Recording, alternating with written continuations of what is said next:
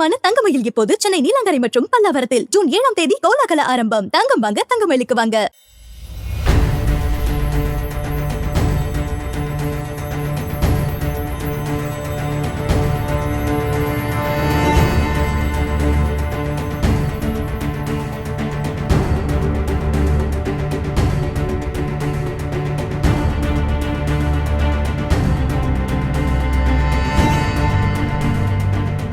இப்போ நம்ம வேளச்சேரியிலிருந்து பள்ளிக்கரணை செல்லக்கூடிய மயிலை பாலாஜி நகர் அப்படிங்கிற ஒரு ஏரியாவில் இருக்கோம். இங்கே இருக்கக்கூடிய எக்கோ பார்க், பள்ளிக்கரணை எக்கோ பார்க்குக்கு ஆப்போசிட்டில் இருக்கக்கூடிய இந்த பகுதியில் தான் கடந்த 1 மணி நேரமாக தீப்பிடிச்சு எரிஞ்சிருக்கு இந்த குப்பை கிடங்கு. இது பிரதான குப்பை கிடங்கு இல்லை, பள்ளிக்கரணையை பொறுத்தளவில் இதற்கு ஆப்போசிட் ஏரியாவில் தான் வந்து பிரதான குப்பை கிடங்கு இருக்குது. இந்த பகுதியில் குப்பைகளை தரம் பிரிக்கக்கூடிய ஒரு பணியை செஞ்சிட்டு இருக்காங்க. அது மட்டும் இல்லாமல் இந்த குப்பை கிடங்குகளை ஒட்டியே வந்து பறிமுதல் செய்யப்பட்ட வாகனங்களையும் நூற்றுக்கணக்கான வாகனங்களையும் இங்கே நிறுத்தி வச்சிருக்காங்க. ஸோ முதல் முறையாக இந்த குப்பையில் தான் வந்து தீ பரவிருக்கு. இதன் மூலமாக இந்த தீ கடுமையான வெயிலின் காரணமாக இந்த வாகனங்களையும் பரவினதை அடுத்து இந்த வாகனங்களும் முழுதா வந்து தீப்பிடித்து எரிந்திருக்கிறத பார்க்கிறோம். சென்னையை சுற்றி இருக்கக்கூடிய ஏராளமான தீயணைப்பு வாகனங்களை இங்கே கொண்டு வந்து இந்த தீயை அணைக்கும் பணியில தீயணைப்பு துறையினர் வந்து ஈடுபட்டிருக்காங்க. அது மட்டும் இல்லாமல் மாநகராட்சி ஊழியர்களும் இந்த பணியில ஈடுபடுத்தப்பட்டிருக்காங்க. இப்படியான தீ விபத்துகளுக்கு அதீத வெப்பம் மட்டும் காரணமா இங்க இருக்கக்கூடிய மேலாண்மையில வந்து சிக்கலா, இப்படி பல்வேறு விஷயங்களை தான் நம்ம இந்த காணொலியில நம்ம பார்க்க போறோம்.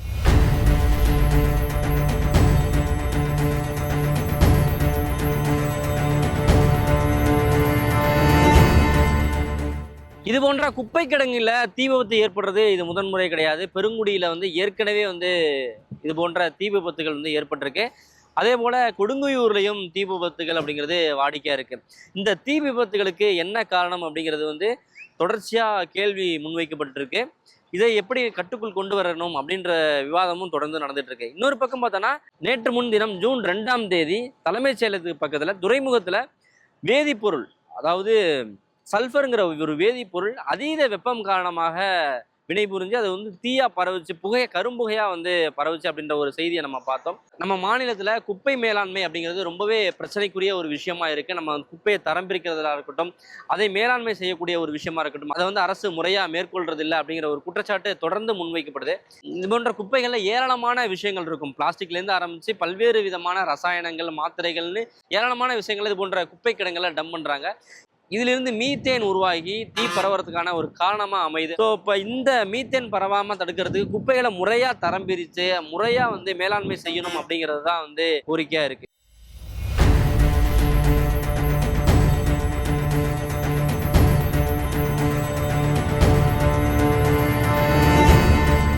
சென்னை நகரில் இப்போ வந்துட்டு அதிகப்படியான இந்த தீ விபத்துகளை நம்ம வந்து பார்க்குறோம். சில நாட்களுக்கு முன்பாக தலைமைச் செயலகத்துக்கு அருகாமையில் கூட ஹார்பரில் வந்துட்டு ஒரு தீ விபத்து ஏற்பட்டது. இப்போ வந்து பள்ளிக்கரணை சார்ந்திருக்கக்கூடிய பகுதிகளில் தீ வந்தது. இதற்கு என்ன காரணம் அப்படிங்கிறது இது வரைக்கும் நமக்கு அறுதியிட்டு ஆய்வுபூர்வமாக எந்த ஒரு தகவலும் இல்லை. ஆனால் இப்போது பிரைமா ஃபேஸி நமக்கு கிடைச்சக்கூடிய டேட்டா வச்சு நம்ம வந்து பார்க்கும்போது அதிகப்படியான வெப்பம் இதுக்கு ஒரு காரணமாக இருக்கலாம் அப்படின்னு சொல்லப்படுகிறது. ஏனென்றால் இப்போ ஹார்பர் பகுதியில் வந்துட்டு நிறைய கெமிக்கல்ஸ் வந்து எப்பவுமே அவங்க ஸ்டோர் பண்ணி வச்சுருப்பாங்க. ரொம்ப ஹை டெம்பரேச்சரில் கூட அது வந்துட்டு பாதுகாப்பாக இருக்கின்ற வகையில் தான் அந்த வெசல்ஸ் எல்லாமே இருக்கும். இப்போ அதையும் மீறி அங்கே வந்து ஒரு விபத்து ஏற்பட்டிருக்கு. குறிப்பாக அந்த சல்ஃபர் வந்து அதிகமான ஹீட்டில் வந்துட்டு உங்களுக்கு அது வந்து ஆக்சைடாக வந்து வார்ம் ஆயிருக்கு, ஒரு வாயுவாக வந்து மாறி இருக்கு அப்படின்னா அது வெப்பத்தினுடைய தாக்கம், அதிகப்படியான வெயிலுடைய தாக்கம் ஒரு காரணமாக இருக்கலாம் அப்படிங்கிற ஒரு பார்வையும் முன்வைக்கப்படுகின்றது. அதே போல தான் பள்ளிக்கரணை மார்ஷ்லாண்ட் பகுதி சார்ந்து இருக்கக்கூடிய போலீஸ் ஸ்டேஷனில் அங்கே இருக்கக்கூடிய வாகனங்கள் வந்து பயங்கரமாக பற்றி எரிஞ்சு கொண்டு இருக்கு.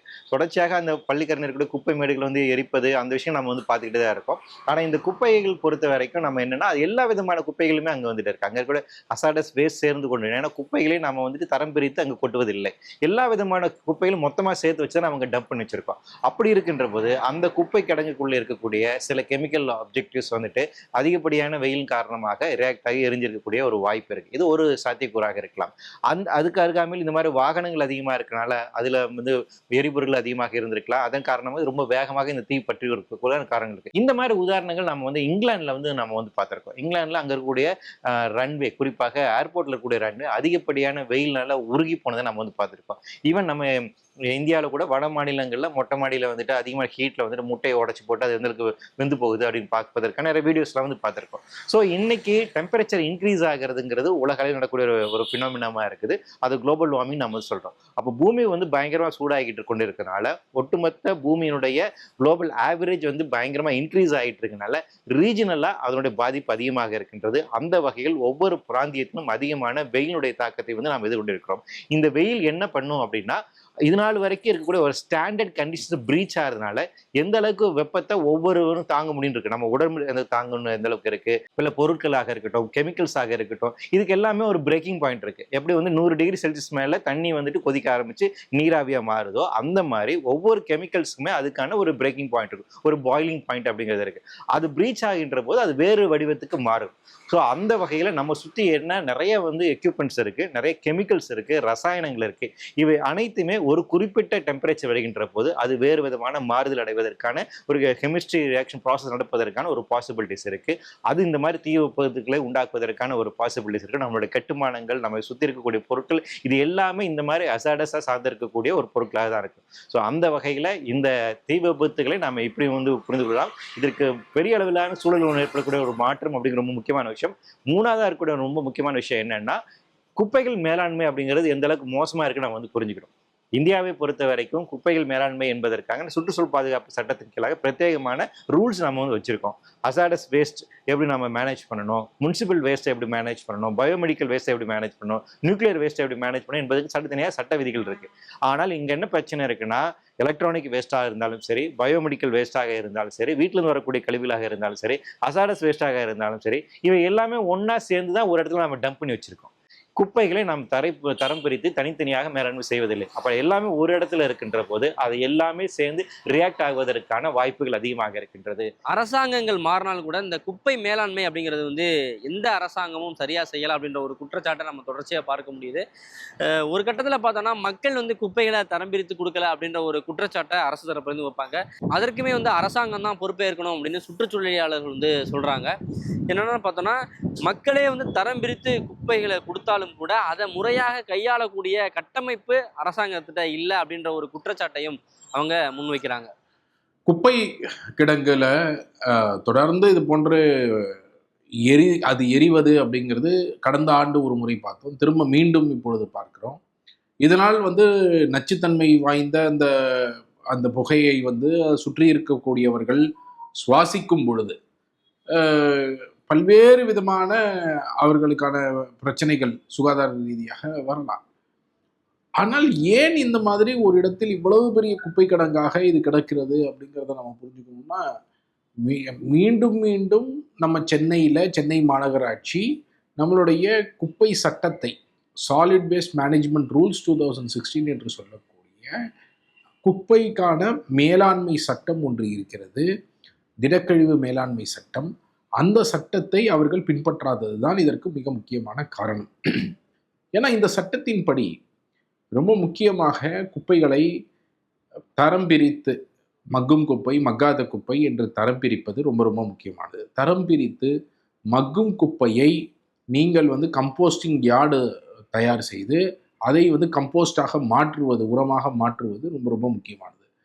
ரீசைக்கிளபிள் வேஸ்ட், ஸோ மறுசுழற்சி செய்யக்கூடிய வேஸ்ட், இதை வந்து நீங்கள் பெரிய பெரிய கன்வேயர் பெல்ட்டெல்லாம் வைத்து அது பிரித்து அதை வந்து மறுசுழற்சி செய்வது மிக மிக முக்கியமானது.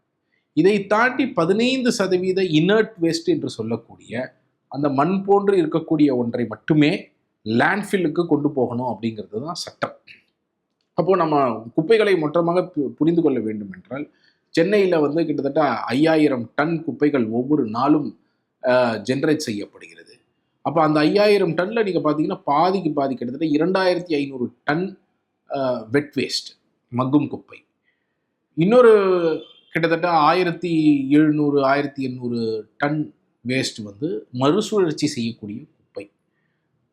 மீதம் இருக்கக்கூடிய அந்த 5000 டன்னில் இருக்கக்கூடிய ஒரு 700-800 டன் தான் நீங்கள் உண்மையிலேயே பார்த்தீர்கள் என்றால் இது இனர்ட் வேஸ்ட் என்று சொல்லக்கூடிய லேண்ட்ஃபில்க்கு கொண்டு போகக்கூடிய வேஸ்ட்டாக இருக்கணும். அப்போது அந்த அளவிற்கு 2500 டன் மக்கும் குப்பையை வந்து ப்ராசஸ் செய்யக்கூடிய அளவுக்கு இன்ஃப்ராஸ்ட்ரக்சர் சென்னையில் இருக்க வேண்டும். 1700-1800 டன் மறுசுழற்சி செய்யக்கூடிய குப்பைகளுக்கான இன்ஃப்ராஸ்ட்ரக்சர், அந்த மெட்டீரியல் ரெக்கவரி சென்டர்கள் எல்லாம் சரியாக இயங்கக்கூடிய மறுசுழற்சி மையங்களாக இயங்க வேண்டும். இந்த எந்த இன்ஃப்ராஸ்ட்ரக்சரும் மிகப்பெரிய அளவில் உருவாக்கப்படவில்லை. நான் சென்னையில வாழ்ற வீடுங்கிறதே வந்து ஒரு புறா கூடு மாதிரி தான் வாழ்ந்துட்டு இருக்கேன்.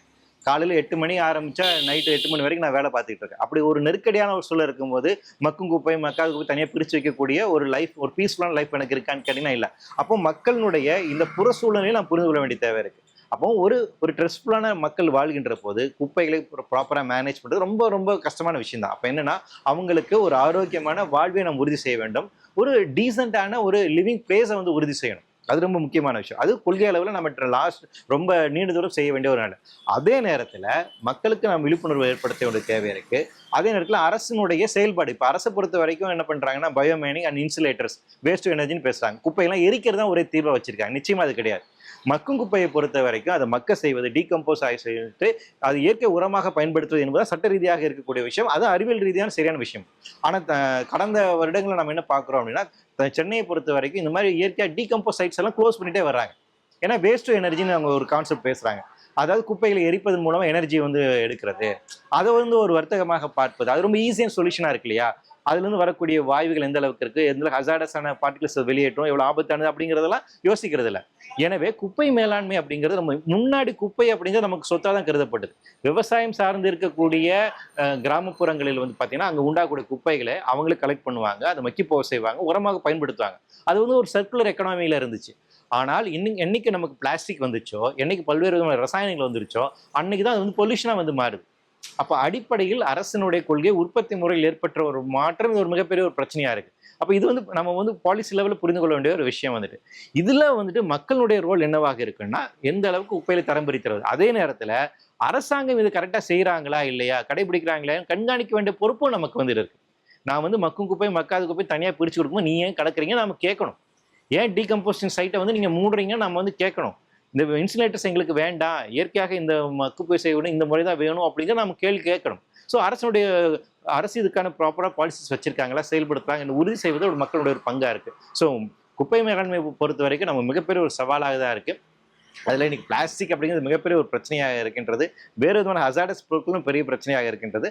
அந்த அளவுக்கு இந்த பிரச்சனையை உணர்ந்து கொண்டு பொதுமக்களை ஆகிய நாம் எந்த அளவுக்கு சரியாக செயல்படுகின்றோமோ அதே நேரத்தில் அரசு எந்த அளவுக்கு இது சரியாக செயல்படுகிறார்கள் என்பதை கண்காணித்து கேள்விகள் கேட்பதன் மூலமாக தான் இந்த பிரச்சனைக்கு ஒரு நிரந்தர தீர்வை நாம் எதிர்கொள்ளும். தமிழக மக்களின் பேராதரவை பெற்ற தங்கமயிலின் புதிய ஷோரூம் இப்போது சென்னை நீலாங்கரை மற்றும் பல்லாவரத்தில் ஜூன் 7ஆம் தேதி இனிதே ஆரம்பம். ஏராளமான திறப்பு விழா சலுகைகள் உங்களுக்காக காத்திருக்கின்றன. தங்கம் வாங்க தங்கமயிலுக்கு வாங்க.